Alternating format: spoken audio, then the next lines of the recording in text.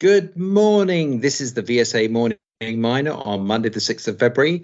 And I, David Scriven, are with Paul Rankin. How are you today, Paul? I'm all right, thank you. It's clear skies here, but cold, not quite the warm weather they have in Cape Town right now. No, maybe not. Unlucky for us, lucky for them. Anyway, lots of rather exciting news today. Newmont offered to buy Newcrest in a 17 billion deal. That's going to increase their footprint in copper, I think, not for the least. Yes, that's right. It is actually the second offer, according to the press statement that Newcrest put out late Friday. The original offer was for 0.363 Newmont shares for each Newcrest share, which was turned down by the board. So Newmont has sweetened it a bit, and it's now 0.38 Newmont shares in this particular offer. And we'll see whether that will be satisfactory for the Newcrest board to present to shareholders for approval. But it does significantly increase the geographic footprint in Newmont as well. And it would also remove the largest gold producer from the Australian listings. Interesting. And of course, Newcrest are actually searching for a new CEO following the resignation of Sandeep. So interesting developments. Moving on, Brad ahead. Yes, Brad ahead, the Arizona Lithium Explorer, both for clays and for pegmatite lithium in Arizona. This is confirmation of drill results showing the San Domingo property is, in fact, lithium pegmatite mineralized. First drill campaign for Brad ahead on Santo Domingo in Arizona, with a highlight intercept almost 32 meters at 1.6% Li2O. It is a 7,000 meter drill program, and they've completed about 5,700 meters of that so far. So it will be fully drilled in this first pass by the end of this month. Indeed. I noticed there have been a few placings, not least Vast Resources, 2.3 million at 55p for a drilling program and production ramp at Vita Playa in Romania. Yes, that's right. One of the key points on that one is specifically investors have been speculating for a long time whether or not Vast would be able to clear the debt backlog that they have and the shortfalls in working capital that the Butterfly operation has been suffering from. And this statement goes quite a ways in order to help in that sense with a 2.4 million sterling raise. It is a lot of paper that's putting out here, 433 million shares. But the idea is to try to stabilize the production working capital and be able to pay the debt both on Byte Apply. Yeah, that's Mercure Energy Trading, I believe, is one of those people with that.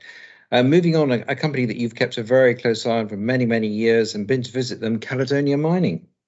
Caledonia Mining, the Zimbabwe gold producer, dual listed, put out a new revised resource statement for the Blanket mine, which is their operating asset there in Zimbabwe, underground mine. They did increase the total reserves and resources. Reserves only increased by 1%, 395,000 ounces now, but resources up by 52%. And so they're up over 1 million ounces in total combined compliant reserves and resources at Blanket. The key point is something that they had I noted when I did the site visit back in September out down there to Blanket, and that is a result of being now digitizing into a common working platform all of the historic information on the property holding, all of the exploration and drilling information from the geology department, and all of the mine planning information from the engineering department into one digital platform. So as a result, then they can see in 3D modeling much more clearly what is the load configuration on the various mineralized parts of the blanket mine now that the central shaft is completed. And that has resulted in the confidence that, yes, they can mine these portions of this deposit. And on a similar theme to updating resources and reserves, Andrada Mining lithium resources upgrade, I believe, at the UAS mine. Yes, that's right. The tin operation there of Andrada in northwest Namibia, AIM quoted Andrada.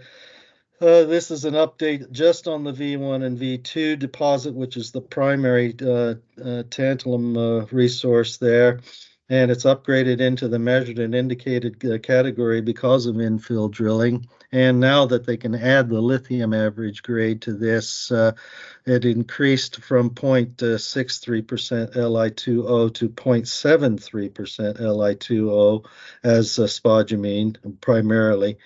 And that means the lithium carbonate equivalent just into those two veins now 1.5 million tons. Interesting indeed.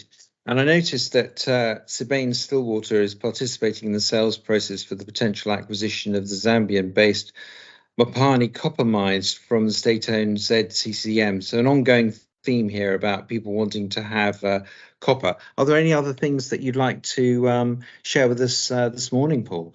We'll have to do a little bit more research into the AIM quoted out West Australia explorer Empire Metals, early stage explorer in the for copper also in there in West Australia, but they say that their recently completed geophysical dipole IP survey has identified a very extensive alteration pattern across 40 kilometers of strike for sediment hosted copper. So I'll have to get more detail on just how reliable or how compelling that information is, because that would be really huge.